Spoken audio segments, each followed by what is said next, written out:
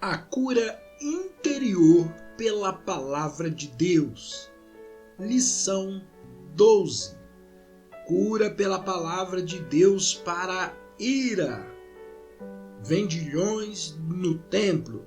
Texto base, João, capítulo 2, dos versos 13 ao 17, diz assim: Estando próxima a Páscoa dos judeus, subiu Jesus para Jerusalém e encontrou no templo os que vendiam bois, ovelhas e pombas, e também os cambistas assentados, tendo feito um azorrague de cordas, expulsou todos do templo, bem como as ovelhas e os bois, e derramou pelo chão o dinheiro dos cambistas.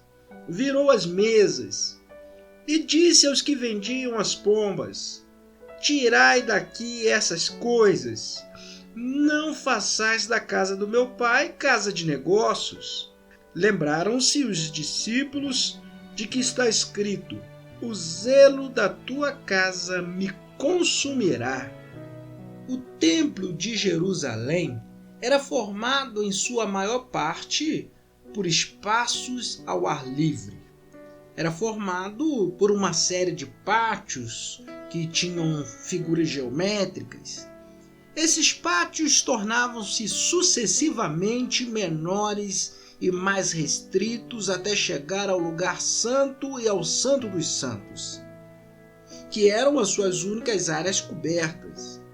Assim, havia o pátio dos gentios, o pátio das mulheres, o pátio de Israel e o pátio dos sacerdotes. O maior e mais externo deles era os dos gentios. Tratava-se de um único lugar da área do templo onde os não-israelitas podiam entrar. Ali havia avisos em grego, latim e hebraico, informando que qualquer estrangeiro que ultrapassasse os limites do pátio externo seria imediatamente morto. Alguns gentios viajavam milhares de quilômetros até Jerusalém com o objetivo de participar do culto judaico, mas esse pátio era o limite máximo a que poderiam chegar. Dali tentavam ouvir os hinos, observar os sacrifícios e fazer suas orações. Mas acontece que o pátio dos gentios mais parecia um mercado persa do que um lugar de oração. Naquele espaço destinado à reflexão e adoração, foi instalada uma grande feira, um comércio barulhento e lucrativo. A situação toda era um triste exemplo de desrespeito a Deus e de exploração da fé popular. Desprezava-se a religiosidade sincera de gente humilde e sofrida que ainda se via obrigada a alimentar um sistema de ganância e de corrupção. A casa do Senhor havia se tornado uma casa de negócios. Jesus viera ao templo para a festa da Páscoa, ocasião em que o comércio da fé funcionava em sua capacidade máxima. Ele não gostou nem um pouco da cena que viu ali. Na verdade, com a reação que teve, deixou bem claro que ficara profundamente contrariado. Improvisou um chicote de cordas e com ele pôs os animais para fora, virou a mesa dos cambistas, espalhando as moedas pelo chão, expulsou os vendedores do recinto sagrado. Em nenhuma outra ocasião do seu ministério terreno vemos Jesus tão zangado, disposto a usar não apenas as palavras, mas até a força física para corrigir uma situação de injustiça.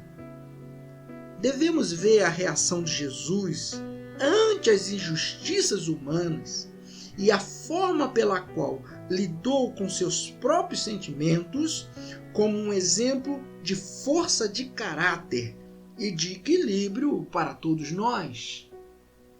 A verdade sobre a ira. Existe uma concepção muito difundida e muito errada de que a ira é um sentimento pecaminoso. É por pensar assim que muitas pessoas sentem-se culpadas ao irar-se, ou simplesmente negam que estejam iradas.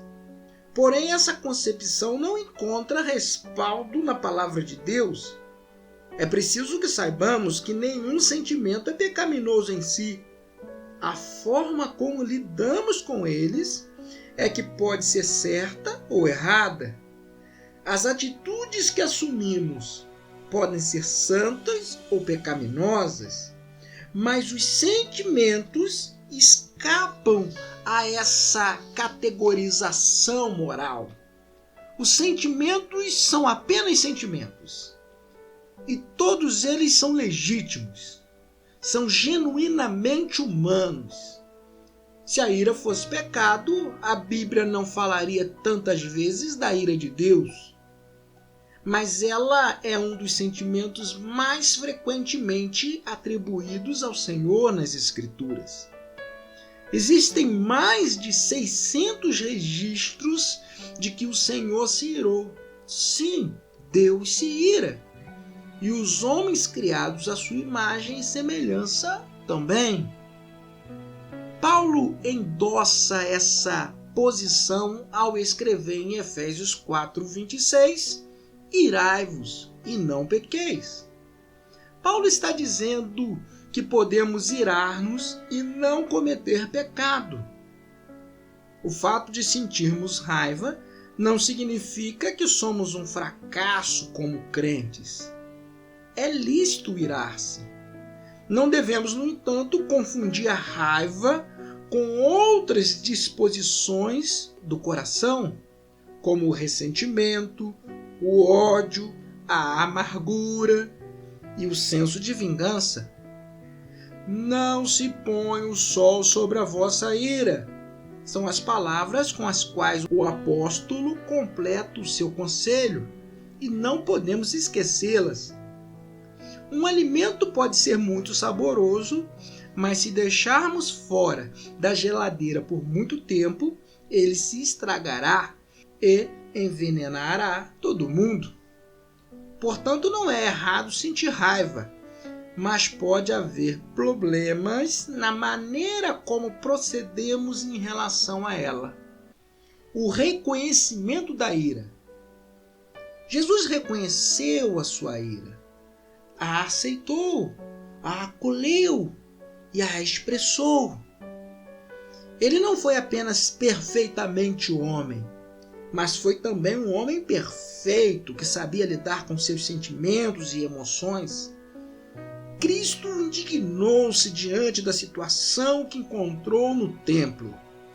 Com certeza foi com indignação também que chamou os fariseus de sepulcros caiados e raça de víboras.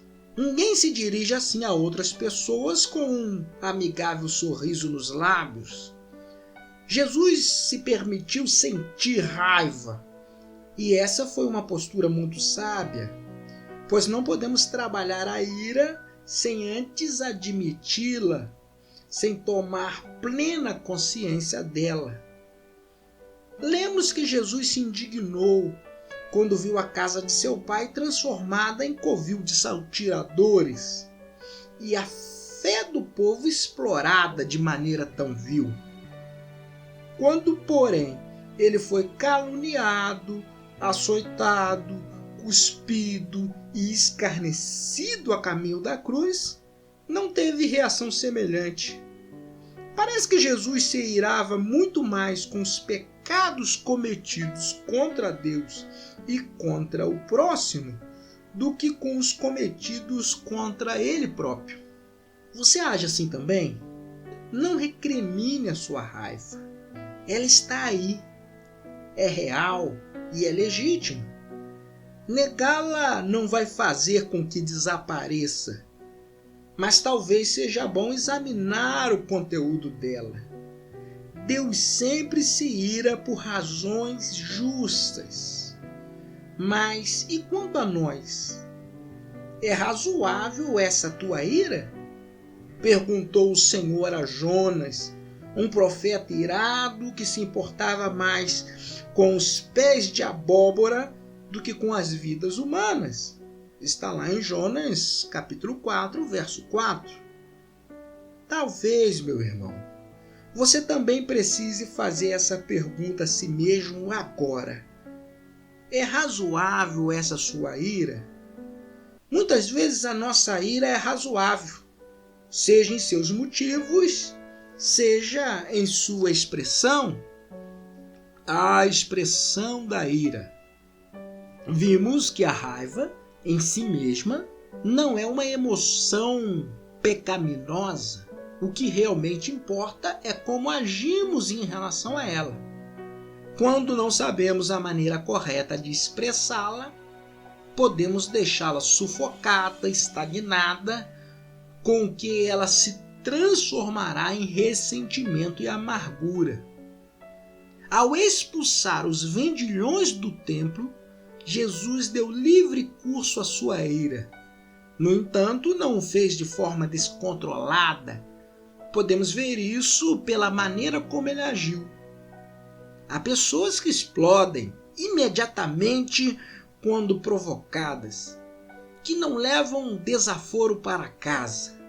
Suas frequentes manifestações de raiva mostram-se desmedidas e irracionais, injustas e desproporcionais, violentas e prejudiciais, e não lhes proporcionam alívio algum. Não podemos desperdiçar a liberdade que Deus nos dá para sentir raiva e expressá-la adotando atitudes infantis de ameaça e manipulação. Precisamos crescer. Engolir a raiva é uma atitude que tem causado muitas dores de cabeça, gastrites, úlceras, derrames, infartes e até alguns tipos de câncer.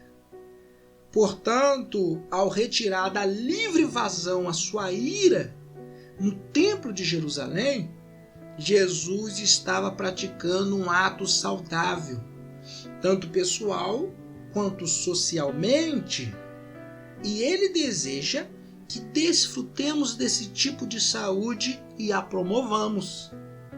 A ira pode ser destrutiva, principalmente quando se apresenta sob a forma de agressão, ressentimento ou ódio. Assim como as explosões temperamentais podem colocar-nos em dificuldades, a negação da raiva pode fazer-nos adoecer. Mas a ira pode também ser construtiva. A de Jesus resultou na purificação do Templo de Jerusalém. A indignação dele o motivou a corrigir uma situação de desrespeito e exploração, a reparar uma circunstância injusta, a defender os oprimidos, a promover o bem comum. O zelo de Jesus pela casa de seu Pai o consumiu, fez o seu coração arder, o levou à ação e à restauração da justiça e da verdade. Queridos, se não fosse pela ira, certamente perderíamos muitas oportunidades de identificar erros e de promover mudanças substanciais em nós mesmos e no mundo que nos cerca. Que cada um de nós, seguindo o exemplo de Jesus, aprenda a reconhecer a própria ira, a examinar as suas causas e a exercitar a sua justa expressão. Que Deus abençoe o estudo da sua palavra. Leituras complementares. Efésios 4, 26. Provérbios 25, do 19 ao 26. Provérbios 15, versos 17 e 18. Gálatas 3, do 1 ao 8. Gálatas 2, do 11 ao 16.